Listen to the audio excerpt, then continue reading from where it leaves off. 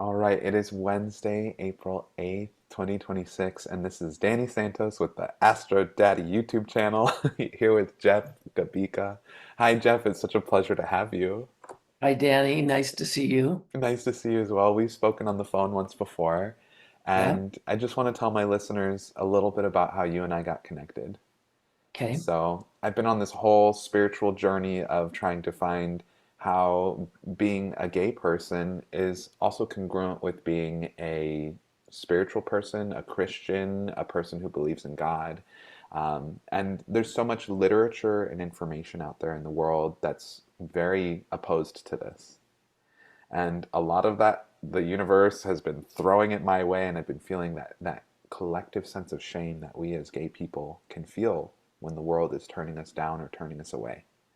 So I was trying to find LGBT near death experience videos online, and there's a couple videos actually that are pretty good.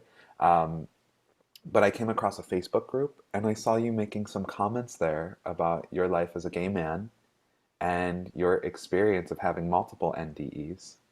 So, Yeah. Jeff, if you can just share your life, your story, whatever you feel comfortable sharing about your Okay. history and what led you to these two, or I think it was three NDE experiences. I've had three and a half. Three. Okay, so we've got a lot to talk about. But please, Um, I'd be honored to share your story with my audience. that sounds great. Everybody I tell my stories to in my life, my friends, my family, and strangers. In fact, I just went on a cruise in Tahiti and met a lot of people and shared all of my stories with them. And everyone says I should write a book, but I have so many stories it would be like War and Peace. It would be like this thick. Um, and not all of them are wonderful. Some of them are horrible. But someday, I'm actually tr outlining a book now called A Diary of a Death Doula, Hmm. which is kind of what I consider myself to be because if you're in a hospital bed or at home on hospice, and I walk into the room, you're going to die. Uh, it's just the nature of who I am and how things fall into place. Sometimes I'm requested to be at people's bedside when they're dying. I don't know if it's because I have a calming manner about me, or if it's because I've had the experience of transitioning several times, and I'm very comfortable with it. And of course, from a personal point of view, it's horrible and wonderful, right? Because someone is leaving the planet that you love, but they're going to someplace fantastic that you would never um, be able to imagine in your mind because our mind doesn't go that far. It's not that smart. Full disclosure, I'm a crier. So if I start to get emotional, which I will undoubtedly through my talks with you, um, be prepared. I didn't bring any Kleenex in here, but Oh, I've got a sleeve. well, and Uh, I can't help but admire this gorgeous painting behind you. If you could tell yes, us a little I bit have about it. Jesus behind me. I bought Jesus in Europe. He was painted by a famous Romanian painter, and this is an original. It's Christ with his eyes closed, crying blood, with a gold crown of thorns, and it's hanging in my office behind my desk because it reminds me of what other people on this planet have endured and makes my problems lesser. Hmm. Um, like we were speaking earlier, I'm not a Christian. But I do believe that Christ walked the earth. I believe that he shared experiences and stories with people to make the world a better place. He always said he was the way, and it was because the way he was living his life was a way in which most of us should emulate. He never called himself the Son of God because it's very important for us all to know that we are all sons of God. Hmm. So I love this painting, and it brings me down to earth every day. Um, I've suffered a lot in my life. I've had an amputation, and Wow. I went through the AIDS pandemic, and uh, I flew for Pan Am as a flight attendant, and there were many experiences we went through, um, saving lives and protecting the passengers on the plane. So I've been through quite a lot, but not nearly as much as this guy. Um, People always ask me, who was Christ? Well, he was a homeless beggar, and he welcomed everyone into his sphere, and he had nothing to offer. All he had to offer were his his convictions, Hmm. and that's why that's a very special piece of art behind me. Beautiful. And it's how appropriate as we come here to talk about your life and, the deaths that you've experienced and Yeah. to have Well, the, I guess we can start, huh, with my from the beginning. yeah, it'd be an Um, honor. I was born dead. Wow. They called us blue babies. We were children that were wrapped, that had the cord wrapped around our necks when we were born, and we were born blue. I mean, I'm just saying we because it wasn't just me that it happened to. It happens to a lot of babies. They get the cord wrapped around their neck in the womb, and they're strangling, and they sometimes often don't survive.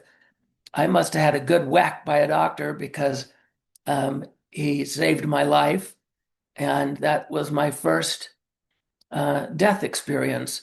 I don't remember it, of course. I was 0 years old, but I can imagine it in my brain, and whether that's a memory of what happened or if it's just me trying to figure out how it all happened. Um, it it it it did start the pattern of where my life was going to eventually lead to, and that was being involved in death and dying my entire life. When I was 4 years old, we went on a family picnic in the summertime. It was a church picnic, so there were lots of kids. And my sister and I went to the river bank, and we decided to play a game where we could go down the riverbank as far as we could and see who could come up, go down the deepest and come up. So of course I went first. I went down the deepest and never came up. So the river swept me away. And I remember, because I didn't know how to swim yet, looking at the sunlight, figuring out how was I going to get there, because I knew I had to get there in order to breathe. Well, it exhausted me, the river, fighting the current. So I took a breath of water, and I went into a very, I guess, peaceful state of being. I lifted from my body and I watched it go down the river, and I watched guys swimming after me. And then I went into a dark space. And I call the dark spaces in near-death experiences joy, Hmm. because it's a place where you experience joy like you never have before and never will again. Um, I was in joy for a while. It seemed like a while. And I was floating toward a lighted area where I knew people were or entities were. I couldn't see them, but I could see shadows. And as I floated there, I at before I got there, I popped out of joy and was above my body being resuscitated by people. Um, and I watched them for a minute try to resuscitate me. And then I popped into my body and saw them from my eyes looking outward. Uh, and then I guess my first words were, "Am I drowned yet?" Because I was, a little 4 year old. And they said, "No, you're not drowned yet." I spent the day with my brothers, walking up and down the banks of the river and watching the birds in the sky and feeling happy that I was alive. Um, but I never forgot that experience. It stayed with me forever. Uh, but it wasn't it wasn't shortly after that, that I started seeing death appear in my life more often than not. So in eighth grade, I was in English class, Mr. Jinks's class, and I had a friend that was in the hospital. She had congestive heart disease, and she was only an eighth grader, but she was my friend, and I'd go see her at the hospital all the time. And that day, it was a really beautiful sunny day, and I wasn't feeling good at all. Something came over me, and I asked to be excused from school, and I was. And I had to walk 2 miles home because I used bus to school. So I walked 2 miles home, and I get into our house, and my mom and her friend are giving each other a perm, and I'll never forget that smell as I walked into the house. And my mom said, "What are you doing home so soon?" And I said, "Did Sally die?"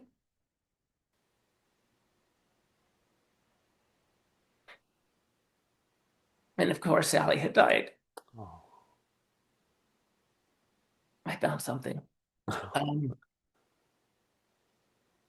so my intuition that started um,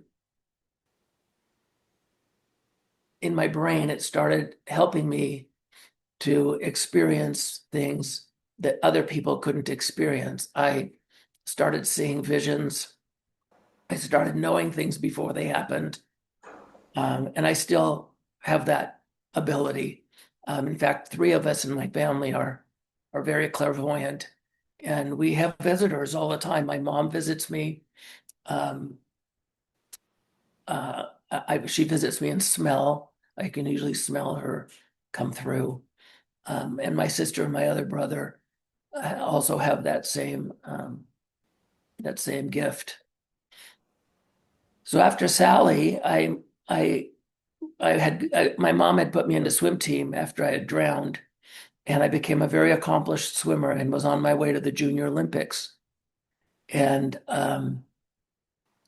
somehow I got sidetracked and decided to be an exchange student and go to Chile. So, and I had everything going for me. I was really popular in school. At this time, I was a senior in school. My first semester, I was drum major of marching band, and I was a boys representative in student council, and I was just really popular. I had a lot of things going for me. I was a straight A student. I was going to go on to medical school, but something told me I needed to go on this journey to Chile for a year. So I was 17 years old. I left Boise, Idaho, and went to Chile and lived with a family in Chile for a year, where they taught me how to speak Spanish. I went to school there. I took 12 courses. It was very intense, but I fell in love with this family. To this day, that family and I are still family. I go down there to visit them every 4 or 5 years, and it's a big ball fest. We cry the whole time I'm there, and then we cry when I leave, because we miss each other that much. We had created such a bond.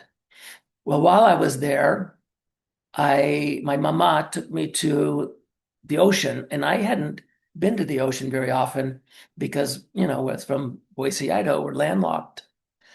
And I was walking down with the beach, and I saw these rocks, and they jutted out into the ocean. And I didn't know anything about the power of the ocean. I didn't know that you're not supposed to walk on the rocks because you could get swept away, which is exactly what happened. Oh. I got hit by a big wave. I got pounded by the rocks underneath, and something grabbed my arm, pulled me out of the rocks, and put me on the beach. And I looked around, and there was no one there.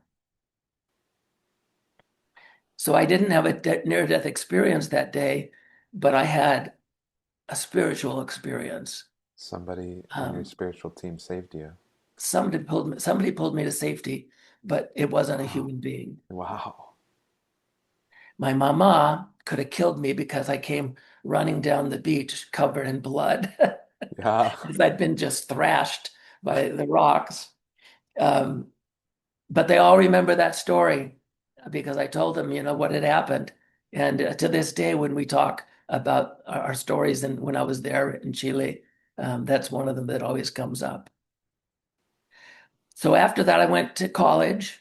I studied pre-med. I ended up majoring in zoology and psychology. And I met a woman when I was waiting tables to put myself through school. And she was talking about Australia, and the school I was going to offered a semester abroad to Australia. So I went. And when I came back, I met with this lady, and she happened to be a Pan Am flight attendant commuting from Boise to San Francisco. And that year, Pan Am was hiring for the first time in 16 years or something. And they only chose one person out of 16,000 applicants. And you had to have at that time a college degree, you had to be bilingual, you had to be a certain height or weight. So I was hired, and I got to take care of all the crazy animals on board, is what I tell people, since I was a zoology psychology major. Uh, but we had a lot of near deaths that occurred on the airplane. People would die, but it just fell in line with everything I did. I drowned, I became a swimmer and then a lifeguard and a swim coach. And then I went to Chile and had this experience, and then a flight attendant. And it all had to do with saving lives or death and dying or prevention of death and dying. Um, so my life started falling into perfect place. When I was with Pan Am, which was, I started in the late 70s. And by the early 80s, a lot of the male flight attendants started dying. Um, I was 22 when I came out of the closet to my parents, and I was flying for Pan Am at the time. What gave me the strength to come out was I was flying with a lot of gay guys, and a lot of them had come out to their parents, and so I had all their stories about their experiences, good and bad. My parents took it very good. My mom was she took it a little harder than my dad because she was mostly worried about how I would be treated in the world. My dad, he took it better than I thought he would. He wrote me a letter, the only letter I've ever received from him. And dang it if I didn't save not save that letter. Oh.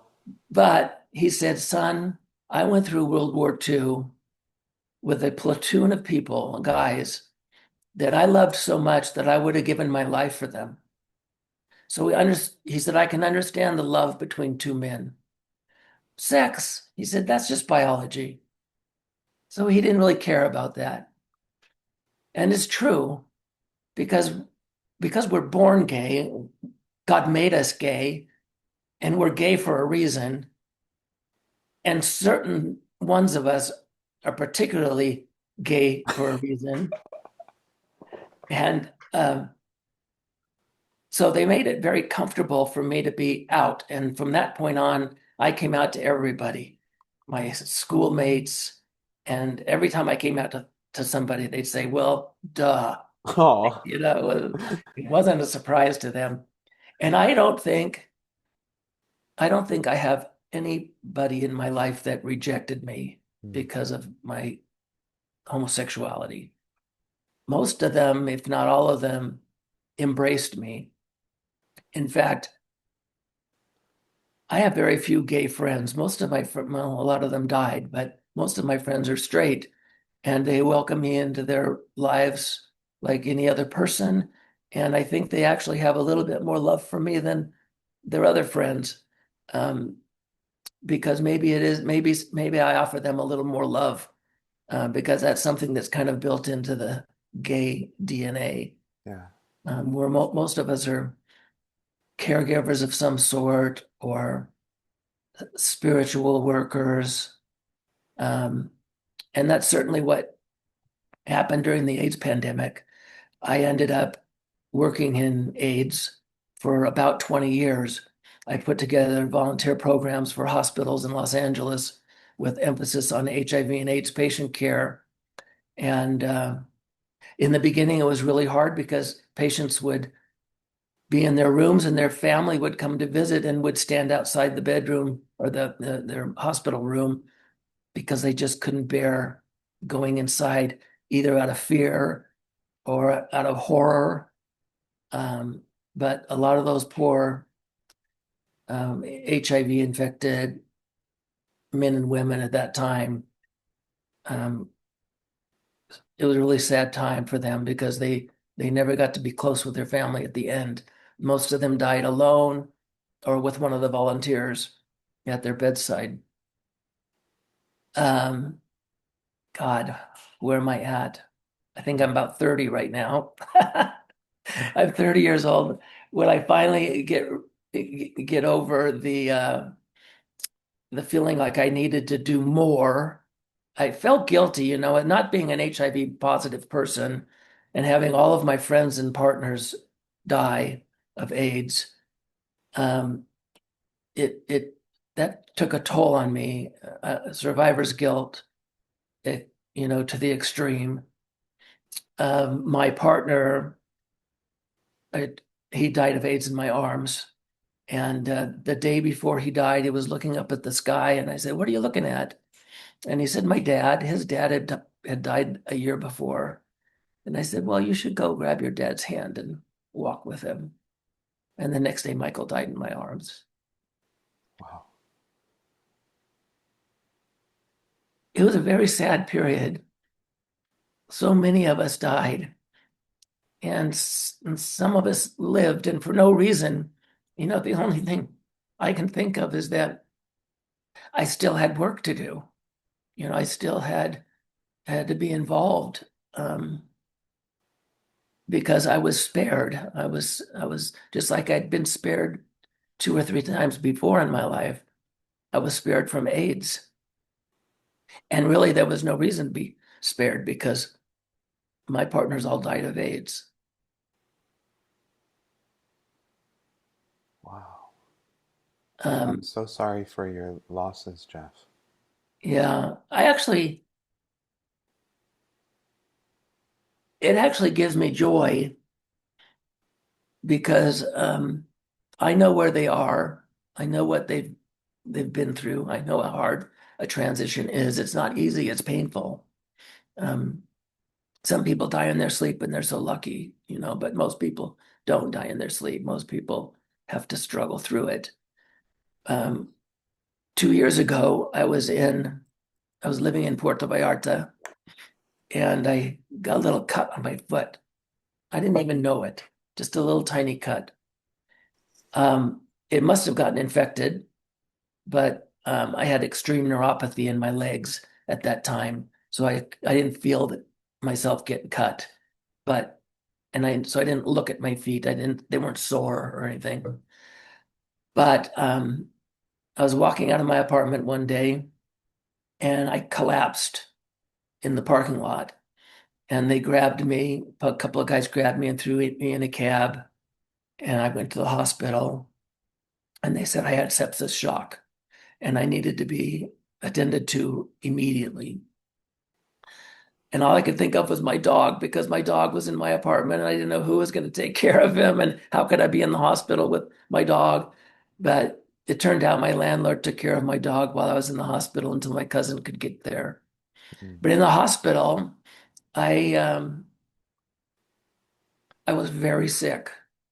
And one one day I woke up and the nurses said they didn't think I was going to make it through the night. And I was surprised to have been awake in the hospital myself because the night before I died. And my dad was there in his army uniform, maybe 20 years old. My mom was there, maybe in her 40s, looking beautiful.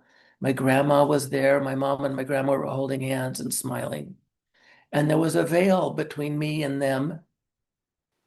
And I knew all I had to do was walk through the veil. At the time, I was in joy. I was in that black darkness that that felt so good. And I realized that all I had to do was take a step and I could be where they were. And I really wanted to. So when the nurses woke me up in the morning, I was like, damn it. I really wished I had taken that step. That's probably my closest to what people think of as an NDE Mm. because I truly remember all the steps. There were angels around my head. I couldn't see their faces again. They were entities holding hands, praying for me. And it turned out my friends and family had created a prayer circle when I was in the hospital. So I'm assuming that's what the circle of angels was. Um, but I lived.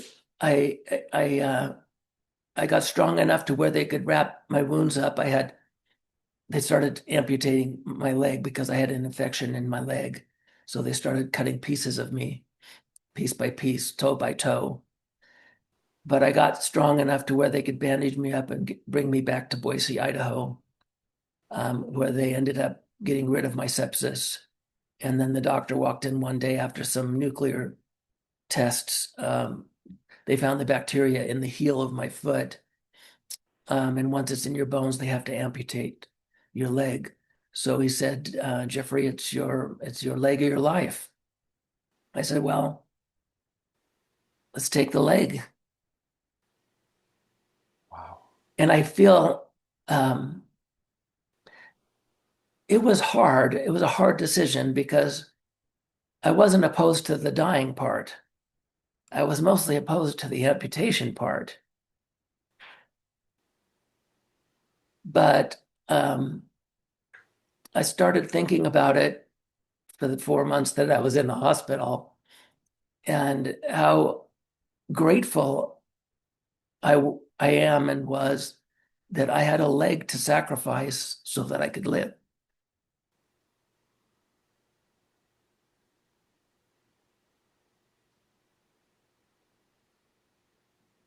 I had to be in bed for 8 weeks once I got home.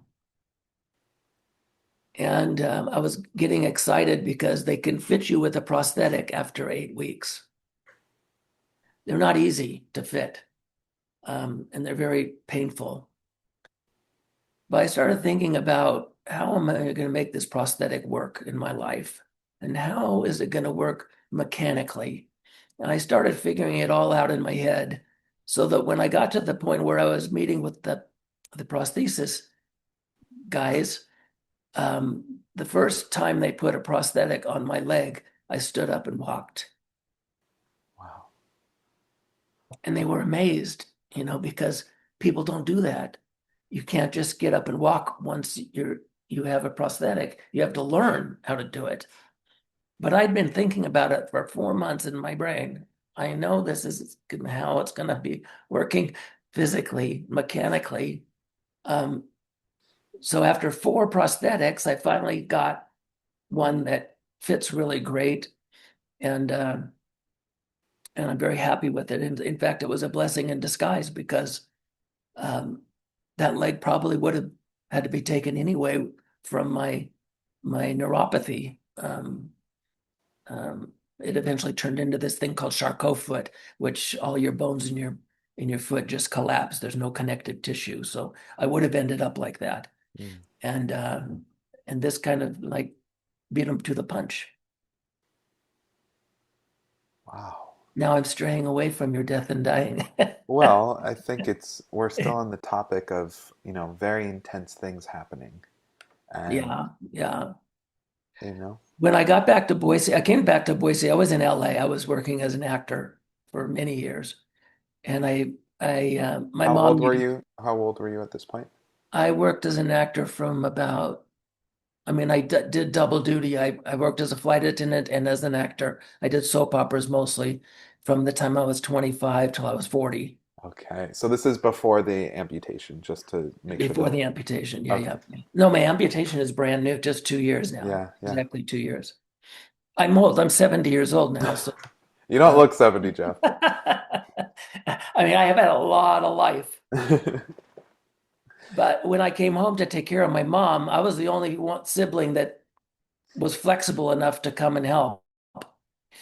So I came to help my mom, and sure enough, just to cut to the chase, she died in my arms too. Wow. She had six siblings, six kids. We were all around her as she was dying the night before, and everyone had to go home and take a nap because she was still breathing and carrying on. So I went home for a nap, and I was the first one back. And I went into her room and held her in my arms, and she passed away. She waited for everyone to leave except for me. Then, shortly after that, my cousin Vicky got um, liver disease, and she wanted me to be there for her when she died. And so I was there with her when she died. And then her sister wanted me there when she died, and I was there for her when she died. It's really incredible. Wow. People just, um, I don't know what it is. It's horrible and wonderful, I say to people, because I don't always want to have to take on that burden or that heavy weight. It's not so much a burden, it's a blessing really, but it's hard. It doesn't get easier. Every death is different, and every soul is special. So to see them leave their body and know that you're not going to see them for a long time is a sad thing. It really pierces my heart just to hear you talk about this. And I know you've mentioned that you have worked with people dying as like a doula. Yeah, Um, yeah. I have so many questions, and I just want to check with you before I start asking questions. Is have we completed all of the near-death experiences? And Of mine, yes, we've gone through all of mine. okay, Although you know, entities passing away with me is not finished. I just lost my dog last week. He yeah, died in my arms too. And I cried tears not from sadness about all these things. They're tears of joy. I'm so blessed to be able to be it with all these entities, these beings on earth, and be part of their transition. I hope I have someone strong enough to be with me when I'm ready for my transition, or at least my last one. I don't know when that'll be, but well, I certainly hope to get into death doula work, so we can always talk about it if you need. I mean, I'm not anything, there's nothing certified about it. I just know about birth doulas. And I never knew there was a thing as a death doula. I just started calling myself a death doula, but then it turns out there actually is a death doula thing. Um, but really, what I do mostly is just be there, be present. Sometimes I sing to them. Sometimes we just look at each other and cry. Sometimes they're sleeping or quiet or in pain or, um, not all passings are the same. So just being there seems to me to be the best thing that you can do, Yeah. and not being afraid of it because, a lot of people are afraid. I know my partner that I was with when my mom was dying, he didn't want to have anything to do with it. He was, it was too hard for him. Yeah. Wow. Well, would it be all right if I ask some questions? Oh yeah, ask away. Okay. So the universe has been really sending me a lot of anti-gay things lately. Signs that it's not okay to be gay, and this post on Instagram, and this girl saying like gayness is caused by parasites, and you know, I think there's a purpose for all of this. because Oh, sure. In your life, for sure. yeah, because it's For challenging sure. all of the feelings of shame. Yeah. You know, I grew up in the Catholic Church. They used to hand out pamphlets that said if you were gay, you were going to burn in hell for being gay, and if you believed in astrology and tarot cards, and that's what my whole business is built off of. So, my question is, when people are anti-gay, when they're afraid of gay people, or they believe that it's anti-Christian to be gay, or that gay people are going to burn in hell, what is your perspective on this? Is there anything from any of your NDEs that challenge this notion? Especially you as a gay man, you've got firsthand experience. So I'd love to hear what you think. I think as a child, I knew I was gay from a very young age. I mean, I didn't know what it was, as most of us don't, but I knew I was different. I think I first recognized that difference in kindergarten, and carried it through school and throughout my life. Um, I was afraid to be rejected, and so I did everything I could to not be rejected. I dated women. I did all the things a normal guy would do, a straight guy would do, just to fit in. Um, but when I finally got the strength to come out of the closet, all those layers just kind of dropped away because I had gained some chutzpah. I wasn't afraid anymore. And when AIDS started happening and people were dying, I used to say to myself, if you're going to hate me because I'm gay, what are you going to do? Kill me? Is that the worst you can do? Is kill me? Because to me, death was joy, right? Death meant joy. So it doesn't scare me if someone is anti-gay. I just think they're uneducated or ignorant or um, really haven't explored the people in their lives because I'm sure they have someone that they love that's gay. They may not know it, but I'm sure they have somebody. So I had some shame, but it was early on in my life. Since college, since I came out, I don't have that shame anymore. I am out loud and proud. And I don't care if you call yourself a Christian or a Jew or a Muslim or a Hindu or a Buddhist. We all end up in the same place. We all go to heaven. Our spirits travel. I mean, these are just vehicles, right? These are just things that we need to walk around the planet. Last year I went to Antarctica. I couldn't have gone to Antarctica without my body, right? It's a way for us to travel around the planet. So when we shed this cloak, we become one with spirit. I call it the source because God just isn't, the word God isn't enough. It's greater than God. So for people to be afraid of you because you're gay or don't understand or they're angry because you're gay or they think that being gay, you have something that they don't have.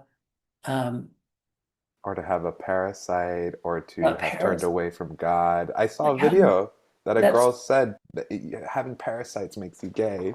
that's so mean. And if they knew science, if they've ever been following science, they've found a, a, a gene in our DNA that makes you a homosexual. Yeah. So it's scientific. It's um, there's no secret to it. You don't choose to be gay. Like I couldn't choose to be straight. How could I choose to be gay? Yeah. But to me, I'm thrilled that I'm gay. I'm excited. It makes me happy. I wouldn't want to be straight.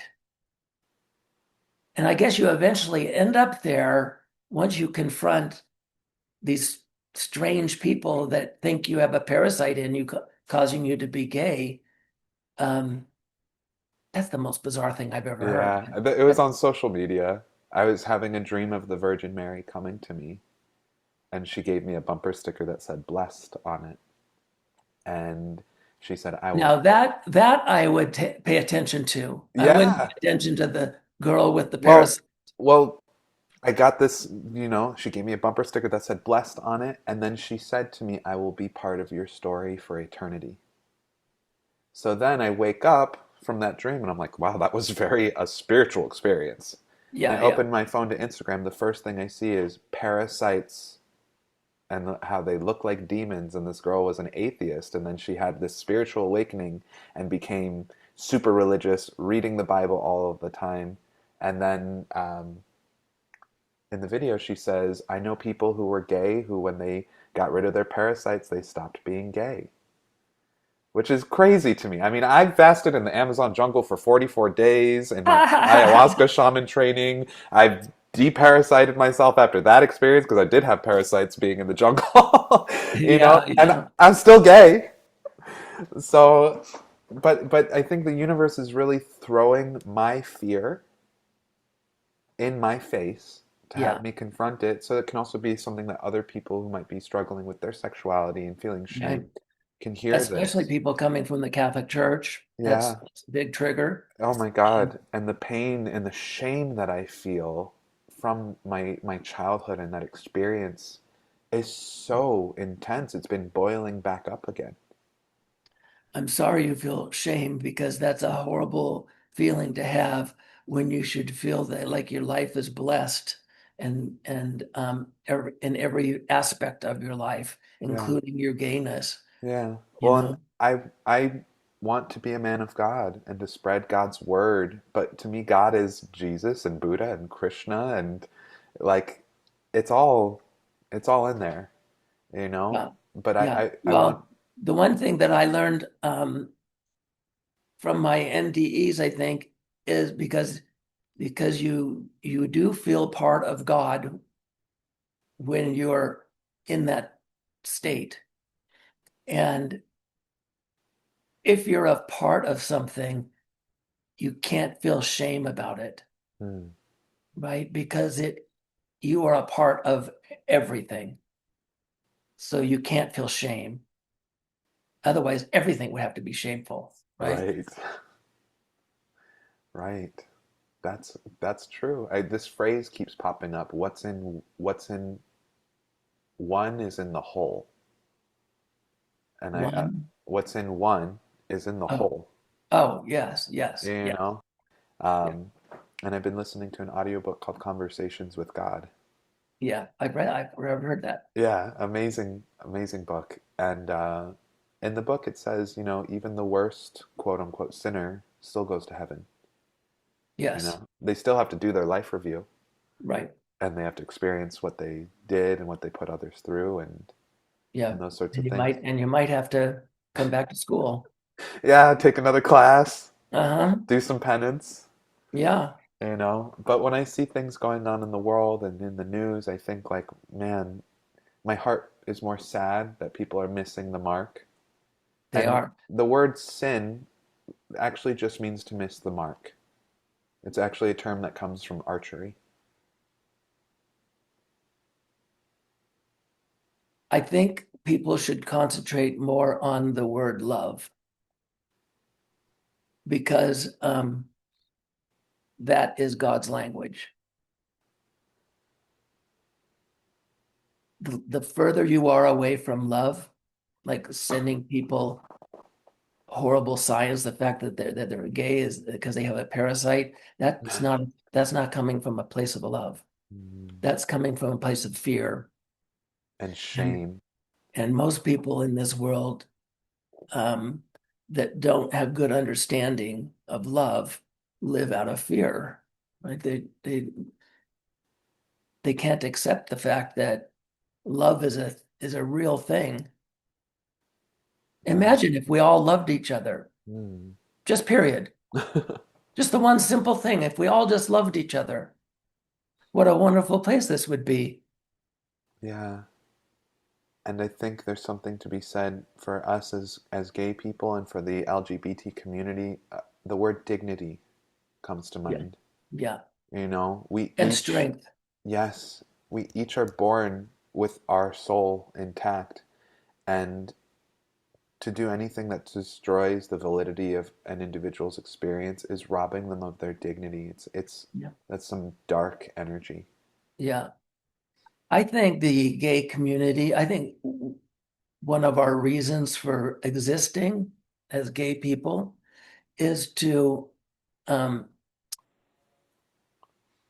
show strength, to show dignity, to show love, to um, be a loud voice for God. Because if you really think about, I mean, I know there's some shitty gay people, but in general, I think the gay community always comes together. They always fight hard for what's right. They're always they're always looking out for their brothers and sisters of other races, of other sexual orientations, of whatever it is. They're always fighting. And it wouldn't surprise me if this one wasn't gay. Hmm, Oops. interesting. It wouldn't surprise me at all. Um, I mean, imagine he surrounded himself with a bunch of guys and a hooker. Um, and that sounds typical gay to me. Sure. And I'm not joking. I think if Jesus had had a sexuality, I don't think he really had a lot of sexuality from the stories we hear about him. But if he did, I'm pretty sure he would lean a little our direction. Hmm, Because you never hear them talking about Jesus and sex, right? I mean, that's true. Well, and there's a big theory that supposedly Jesus and Mary Magdalene like fell in love, and right, my yeah, but there's also so many books in the Bible that aren't included. You know, the Ethiopian church here, right next to where I'm at, they believe in the Book of Enoch. You know, and that's one that's not included in the church. And then there's like the Gospel of is that a Mary. version of the Bible? It's the Ethiopian Bible has this Oh, Book of okay. Enoch, which talks about it's just a whole other story for another day. But then there's supposedly also the Gospel of Mary and the Gospel of, you know, there's things that have been omitted. And this is where we can think about religion being something that's really become a tool to control the masses. Oh yeah, well that's what it is. That's all that's what it was designed for. Yeah. I will say this though, out of all of my NDE experiences, I never once heard or felt anything about religion. There That's, were there were no words spoken to me about shame, about my sexuality, about um, religion. In fact, the feelings you get when you're in joy is that everyone is in there, hmm, that everyone is part of joy. So you don't feel like there's a separation by church or by any other by race or any other standard. Um, I never had any of that, any of those feelings. Jesus never came to me. Um, but there were angels. There were angels. and they were happy to usher you through. Yeah, they help. They help. Um, I I I recognize angels on earth now when I see certain people. I can see their halos or their auras or whatever you'd want to call it. It's a thing that people have on the other side. Hmm, It's a feeling, but it's also a visual. It's hard to explain, but um, it's just one of those quirky things that is in my, you know, DNA. yeah. So, as somebody who has gone there yourself, as a gay man, you can say that we as gay people do not burn in eternal damnation until we are willing to turn our gayness over to God and be purified. I don't think anybody burns in hell. I don't believe in that. To me, probably hell would be what's on earth, what some people experience on earth. I've been through hell, for Yeah, example, with my legs. yeah. Um, I've been through hell in other ways, just by virtue of having to hold hundreds of people in my arms as they died. That's kind of a hellish thing to go through. But when you die, there's no hell. There's no hell there. Mm, It's joy. It's love. okay. And in this book, Conversations with God, the it also says like pleasure of life is joy. Connection between two human beings who love each other with deep love and intimacy is joy, Yeah, yeah, you know? yeah. And I believe it also says, I they don't have the second audiobook available, so I think it talks about being gay in one of those books as well, Conversations with God. And it's there's no condemning of it in there. So I'm wondering, I'm curious, because you've been going through this for a while, right? Yeah, yeah. Well, all your life, probably, Yes. that you've Although been, it waned for a little while, and then it just over the last year and a half, I had a pretty intense personal experience that really required me to stand in my strength as a gay man. yeah. And, I was pretty rattled from that experience. Can you share? That's a story for another day. I'm not ready Okay, yet, because it's okay. so impactful to my life about what kind of strength I had to stand in but that is a story I will share at a later time. And I'm sure it had a lot to do with loss. Uh, Loss and also reclaiming my own power, Yeah, against something that happened to me. yeah. I mean, since our subject matter is near-death experiences, the main thing that I can share with you is that sexuality had nothing to do with my NDEs. I was not a sexual being on the other side. In fact, there was no body. I didn't have a body. Right, I communicated, no one opened their mouths. I right. communicated with, what do they call that? Psychic telepathy. Telepathy. Words weren't spoken. Everything was done by feeling. Wow. And who were you communicating with? The angels, because they were telling me where to go. Okay, My mom and my dad. I had never seen my dad like that before. I mean, he was in his army uniform in his 20s, looking as handsome as ever. right. And he was guiding me, he was holding my foot and guiding me through joy. So he was an integral part of my afterlife. But on earth, he was not a very integral part of my life. My dad and I did opposite things. He was a real rugged hunter, fisherman, guy's guy, and I was a gay kid that liked to play with Barbies. Yeah. So our connection was really vague on this side of the of life, Yeah. but on the other side, he was my guide. Wow.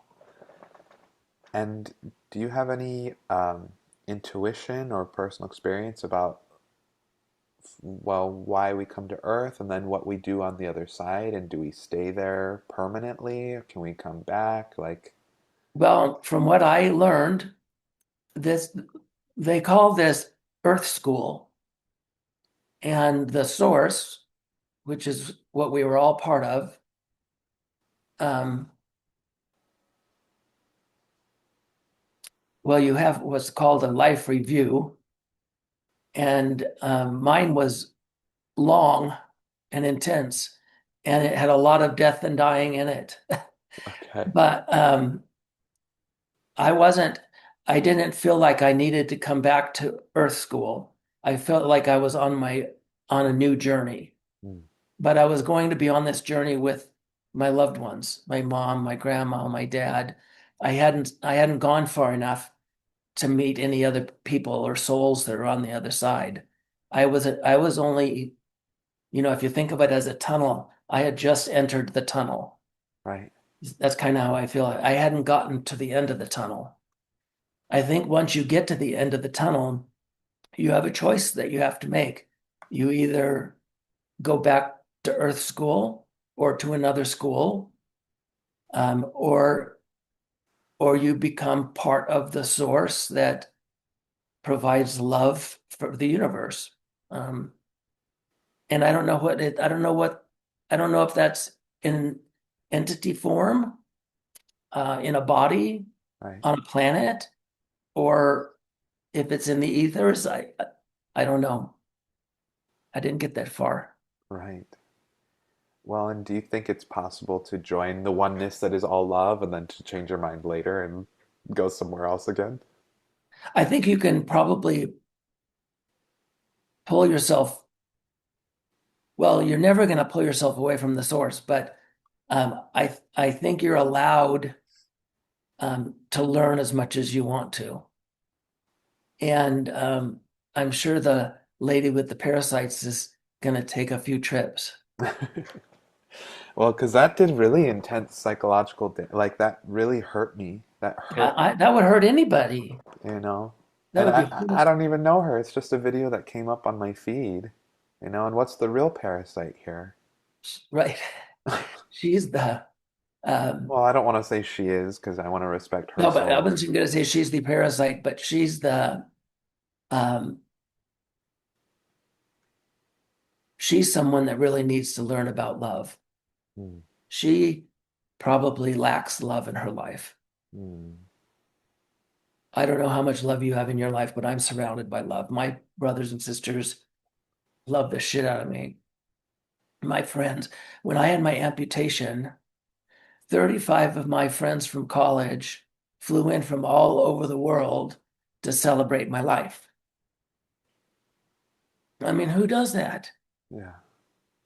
So I made them all t-shirts that said "One Foot in the Grave Club" Wow. because we're all old, and then mine actually is in the grave. Oh my gosh. But talk about heartwarming and heart-wrenching, because all these beautiful people that I knew from 45 years ago um, came to Boise, Idaho to celebrate the fact that I lived. Wow. I couldn't ask for anything better. I That's mean, really that to beautiful. me was that to me was probably one of my finest moments in my life. Wow. Well, it's, I can't tell you how healing it is for me to have this conversation with you, especially right now as I'm going through almost like it's like a life review while you're alive. You think all of Well, my you do have to go through that. You do have to yeah, do that to become enlightened. And I'm yeah. not saying that I'm enlightened, but I'm on that journey. Well, and you are an Aquarius, which is the sign of enlightenment, Oh, okay, good. you know? Um, and I'm not a Christian, but I have Christ on my wall, and I wear a cross. Yeah. Uh, but I think reflecting on being able to take the time and have the time to be able to reflect on your life and abandon the the things that make your life miserable and embrace the things that make your life wonderful. Like to me, being gay is one of those things that I embrace. It's not one of the things that I'd want to reject. Yeah. I what I do want to reject are sometimes my feelings of things that I read online, or things about our government, or things that other people do. Yeah.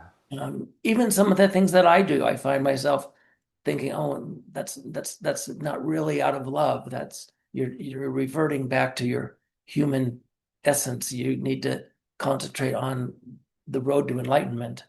And that's the hardest thing to do because we all have anger in us. We all have things that happen every day to us that we wish wouldn't have happened, you know.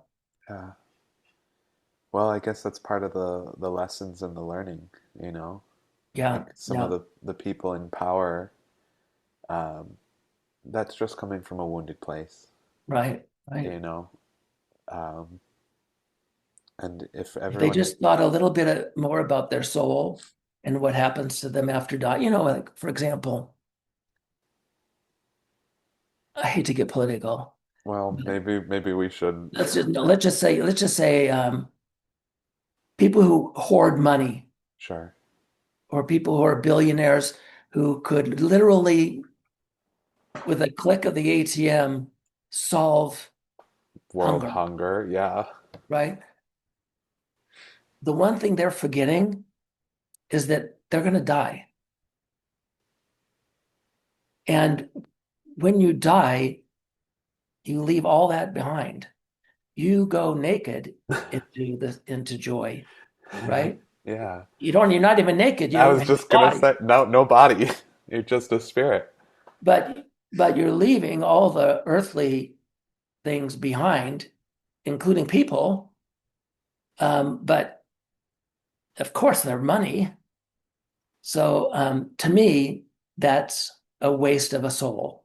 Mm, They're wasting time, these people that are hoarding their money, right? because they're gonna die. They just don't remember that they're gonna die. Yeah. Well, and the I can only imagine what the life review process must be like. Not gonna be pretty. But that's how the soul learns, you know? That's right. They might have to come back to Earth School more Yeah. often than they'd like to. Yeah. And when they come back, it might not be anything they imagined, Yeah. right? I once heard that you're never forced to go back, but that the soul oftentimes feels inclined to because they want to try to do it better, I think that's very true. I think you that's know? true. I think once you realize all the things that you should have done, could have done when you were on Earth, um, draws you back. Yeah. And I can feel just in my own life the really intense life review process that has been going on. You know, it's a turning point for me. What I think is so heart-wrenching about your experience is because it's painful to become enlightened. Is that what's happening to me? Yes, yes. It's painful. It's painful. Love is painful, Yeah. Love is enlightenment, isn't it? right? If you've ever loved someone so much to hold them in your arms as they died, that kind of love is the most painful love you'll ever experience, right? Yeah. Wow. And our time here is so short on this planet, you Yeah, know? So yeah. it's. Well, mine seems really long. I think I've been here a long time. And Yeah. I still realize there's so much more still to do. Um, there's still things I want to communicate while I always wanted to be a famous person. Right. That's why I went into acting, because I thought, oh, well, that's one way I can become a famous person. Because I always thought I had something to share. Yeah. I just didn't know how I was going to get there. So I chose acting because I thought, oh, well, that's a broad way to to not um, to touch a lot of people. Yeah. I, and I knew that would be one direction that I could take. Well, I was a horrible actor, so I was lucky to survive that long, to make a living for 20 years Wow. and be as bad as I was. I'm sure you're better than you thought you were. I was really bad. But what saved me were I got a lot of soap opera work. So you don't have to be a great actor to be a soap opera actor. You just have to be kind of mediocre. Not that some of them aren't great, but and some great actors have come out of soap operas. But what saved me was commercials. I did a lot of commercials, and that's what kept the money flowing, because you didn't have to act at all in a commercial. Right. You know. Well, who knows, Jeff? You know, maybe people will hear this interview and you'll get some more, Oh, yeah, I get you know? started. I guess that's a good thing to ask as well as anybody who might be interested in having you on their podcast or interviewing you. Is there a way that you'd recommend them reaching out to you? Email me, Okay, and call me. what's your preferred email address for people to reach out to you? My name, Jeff Gabica at gmail.com. Okay, And it's Jeffgabica, okay. which is Basque, if you didn't know that. Boise, Idaho is the largest Basque community in the country. And so I'm, of course, Basque, Amazing. just kind And of unique.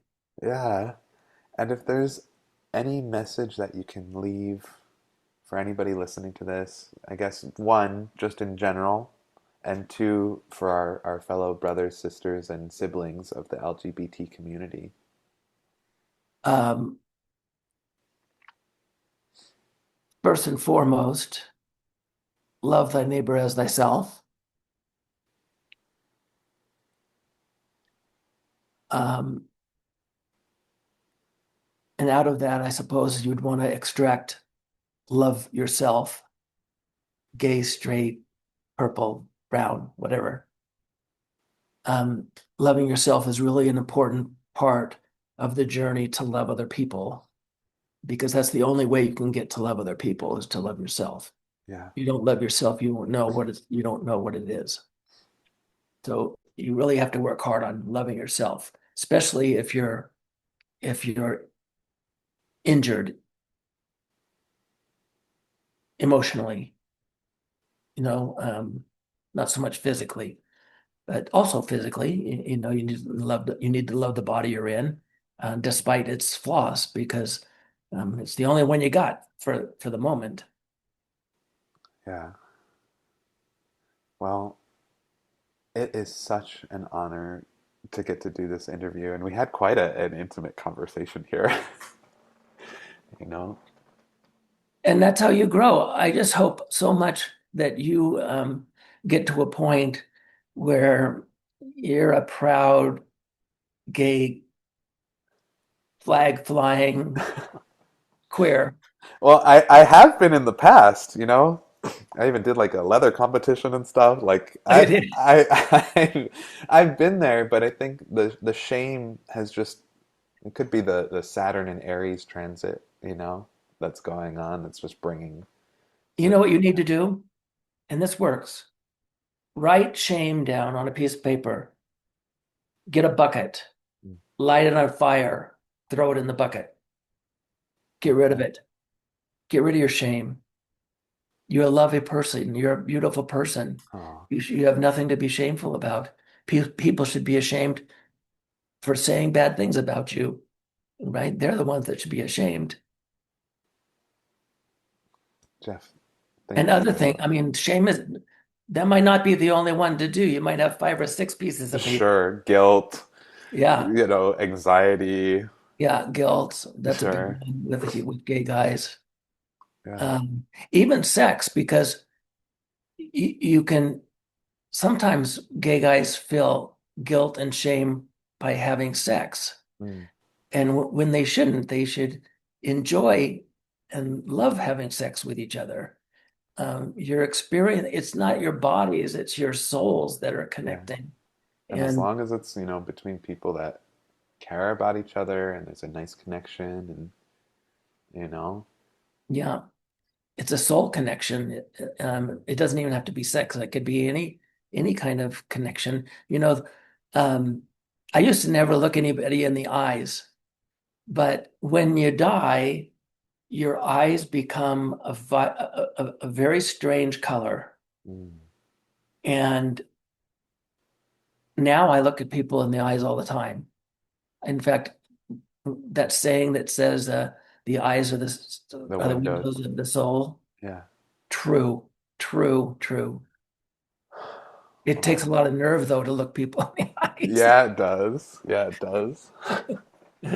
Well, thank you so much for this conversation, and You're I'm going to welcome. post the video soon. And Okay. from Sure. my from Can you my share the heart, address? share the address with me so I could be embarrassed? Oh, I'm gonna share it with you every. We're gonna have little clips that go out, and like, it's gonna be great, and we can share it with as many people as we possibly can. Well, it's been lovely speaking with you, and I hope I added a little bit of joy to your life today, um, Absolutely. because I really feel like that's one of the things that brought me here to this planet for the fourth time. Amen. It couldn't shake me. Um, so, Well, without further ado, this all is right, the man. Astro Daddy podcast, and thank you so much for being here. Okay. All right, we'll Thanks, talk soon. All Dan. right. See you later. All right. Now Bye. you have to figure out how to turn it off.